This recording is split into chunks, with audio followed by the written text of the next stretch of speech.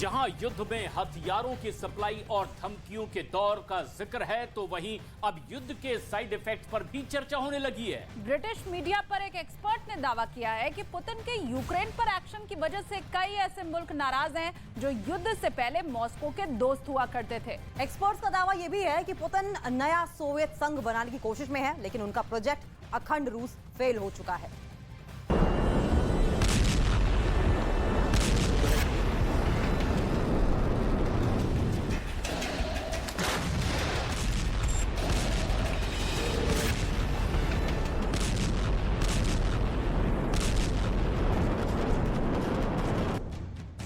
जब पुतिन ने यूक्रेन पर हमला बोला था, तो पुतिन के दिमाग में एक ऐसा प्लान चल रहा था जो सिर्फ और सिर्फ यूक्रेन तक सीमित नहीं था। ये वो प्लान था जिसका बीज सेंट पीटर्सबर्ग में तब पड़ गया था जब व्लादिमीर पुतिन ने रूस का एक सच्चा सिपाही बनने की ठानी थी और केजीबी का जासूस बनने के लिए आवेदन किया था। एक ऐसे रूस का सपना जिसकी हदें दुनिया के दूसरे हिस्सों तक जाती हों। यही वजह है कि यूएसएसआर के विघटन के बाद जब व्लादिमीर पुतिन को मौका मिला, तो उन्होंने अपने उस सपने को पूरा करने की पूरी कोशिश की। 1999 से 2000 में दूसरा चेचन युद्ध हुआ। तब व्लादिमीर पुतिन रूस के प्रधानमंत्री थे। 50,000 आदमियों की मौत हुई थी। साल 2008 में जॉर्जिया में अलगाववादियों की मदद के लिए पुतिन ने रूस की सेना को भेजा था। वहीं साल 2014 में यूक्रेन के क्राइमिया पर कब्जा करने के लिए रूस ने हमला किया और 14,000 की मौत हुई। साल 2022 में यूक्रेन पर हमला किया, जिसमें अब तक करीब 2,50,000 लोगों की मौत हो चुकी है।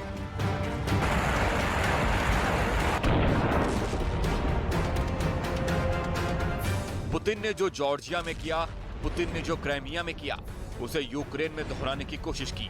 कोशिश थी कि पुतिन अखंड रूस की एक बार फिर स्थापना कर सकें, एक बार फिर सोवियत यूनियन के सपने को साकार कर सकें। यह है वो सोवियत यूनियन जो 90 के दशक में टूट गया था, जिस पर रूस की बादशाहत थी। 15 देशों का यह संघ कभी दुनिया में सबसे शक्तिशाली गठबंधनों में से एक था। पुतिन दरअसल उसी ताकत को हासिल करने की चाहत रखते हैं, लेकिन यूक्रेन के महायुद्ध ने पुतिन के सपने को चकनाचूर कर दिया।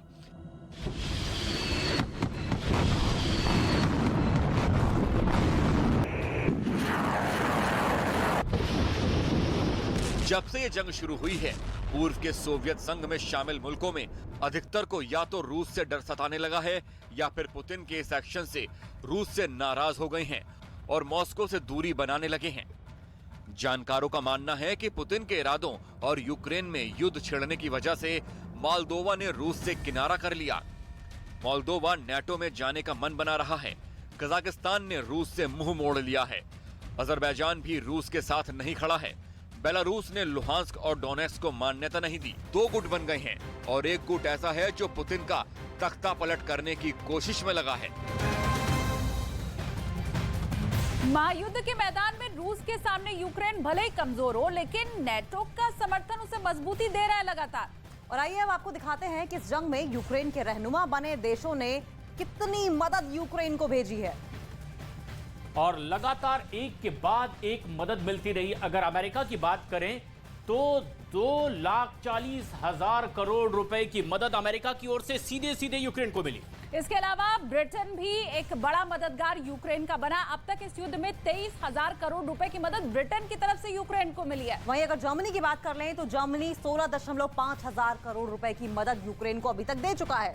और इसके अलावा कनाडा से भी यूक्रेन को मदद मिली 6,120 करोड़ रुपए की। कई देशों में कनाडा भी एक बड़ा सहयोगी यूक्रेन का। और ये जो मदद मिल रही है, यही वजह है कि आज तक यूक्रेन जंग में खड़ा भी है। देखिए, बेल्जियम ने भी अब तक 289 करोड़ रुपए की मदद यूक्रेन को सीधे तौर पर की है। और वहीं अगर नीदरलैंड्स की बात करें तो 8,293 करोड़ रुपए की मदद नीदरलैंड्स की ओर से यूक्रेन को भेजी गई है।